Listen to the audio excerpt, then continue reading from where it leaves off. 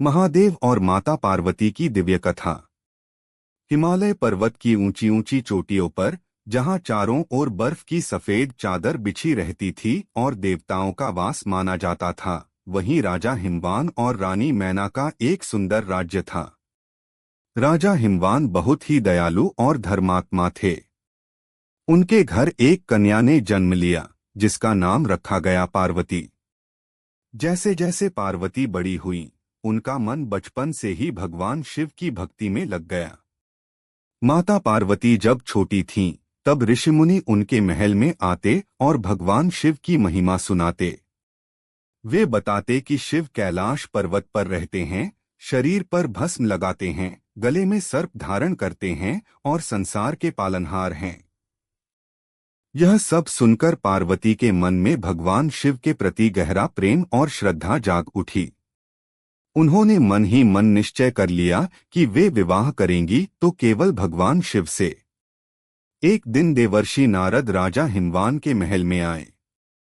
उन्होंने पार्वती को देखकर कहा, यह कन्या साधारण नहीं है। इसका विवाह स्वयं महादेव से होगा और यह संसार में शक्ति के रूप में पूजी जाएगी। यह सुनकर राजा और रानी प्रसन्न हुए, लेकिन उन्हें यह चिंता भी हुई कि भगवान शिव तो एक योगी हैं, वे संसारिक जीवन से दूर रहते हैं।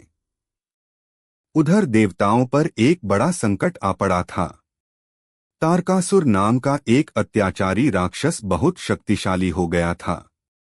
उसने कठोर तपस्या करके वरदान पाया था कि उसका वध केवल भगवान शिव के पुत्र के हाथों ही होगा। लेकिन भगवान शिव माता सती के वियोग के बाद गहरे ध्यान में लीन थे और संसार से बिल्कुल विरक्त हो चुके थे। देवताओं को चिंता हुई कि यदि शिव विवाह नहीं करेंगे तो तारकासुर का अंत कैसे होगा। देवताओं ने मिलकर माता पार्वती से प्रार्थना की कि वे भगवान शिव को प्रसन्न करें। पार्वती ने यह कार्य स्वीकार कर लिया। वे प्रतिदिन कैलाश पर्वत के पास जाकर भगवान शिव की सेवा करने लगीं।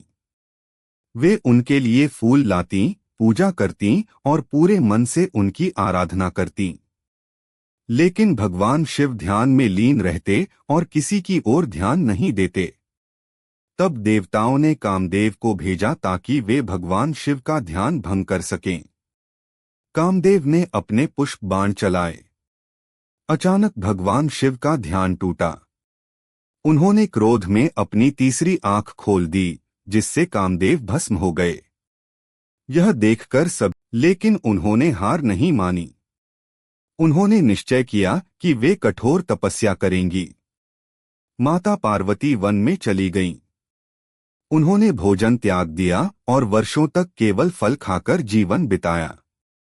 बाद में उन्होंने फल भी छोड़ दिए और केवल हवा के सहारे तप करने लगीं। उनकी तपस्या इतनी कठिन थी कि देवता और ऋषि भी आश्चर्यचकित रह गए। वर्षों की तपस्या के कारण उन्हें अपर्णा नाम मिला, जिसका अर्थ है जो पत्ते तक का भोजन न करे।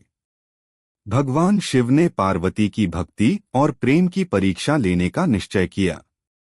वे एक साधु का रूप धारण करके पार्वती के पास पहुंचे और बोले, हे देवी, तुम किसके लिए इतनी कठिन तपस्या कर रही हो?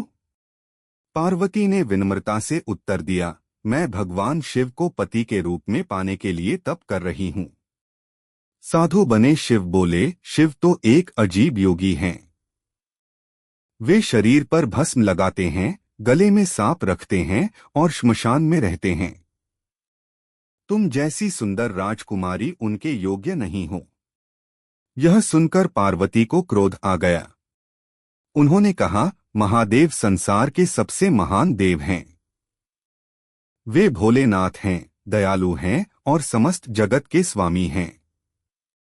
उनके बारे में अपमानजनक बातें मैं नहीं सुन सकती। तभी भगवान शिव अपने वास्तविक रूप में प्रकट हुए। उनका दिव्य स्वरूप देखकर पूरा वातावरण प्रकाश से भर गया। माता पार्वती की आंखों में आनंद के आंसू आ गए। भगवान शिव मुस्कुराकर बोले, हे पार्वती, तुम्हारी भक्ति और प्रेम ने मुझे प्रसन्न कर दिया। मैं तुम्हें अपनी अर्धांगिनी के रूप में स्वीकार करता हूँ।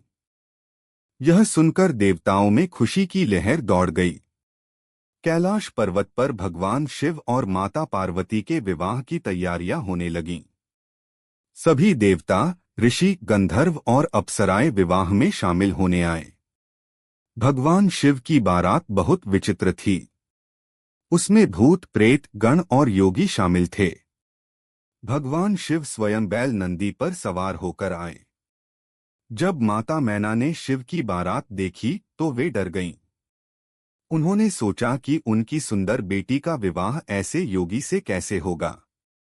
लेकिन भगवान शिव ने तुरंत अपना सुंदर और दिव्य रूप धारण कर लिया। उनका तेज देखकर सभी मंत्रमुग्ध हो गए। फिर बड़े धूमधाम से भगवान शिव और माता पार्वती का विवाह संपन्न हुआ। देवताओं ने फूलों की वर्षा की और पूरे ब्रह्मांड में आनंद छा गया। विवाह के बाद माता पार्वती कैलाश पर्वत और वहां से उन्होंने संसार के कल्याण का कार्य शुरू किया। कुछ समय बाद भगवान शिव और माता पार्वती के पुत्र कार्तिकेय का जन्म हुआ। बड़े होकर कार्तिकेय ने तारकासुर का वध किया और देवताओं को उसके आतंक से मुक्त कराया। माता पार्वती केवल प्रेम और शक्ति की देवी ही नहीं, बल्कि त्याग, धैर्य और भक्ति की प्रतीक भी हैं। उन्होंने यह सिद्ध किया कि सच्चा प्रेम और समर्पण हर कठिनाई को पार कर सकता है। वहीं भगवान शिव यह सिखाते हैं कि बाहरी रूप नहीं, बल्कि मन की पवित्रता सबसे महत्वपूर्ण होती है। आज भी भक्त भगवान शिव और माता पार्वती की पूजा पूरे श्रद्धा भाव से करते हैं। माना जाता है कि जो व्यक्ति सच्चे मन से उनकी आराधना करता है, उसके जीवन में सुख, शांति और समृद्धि आती है। महादेव और माता पार्वती का यह दिव्य प्रेम संसार के लिए आदर्श माना जाता है। हर हर महादेव।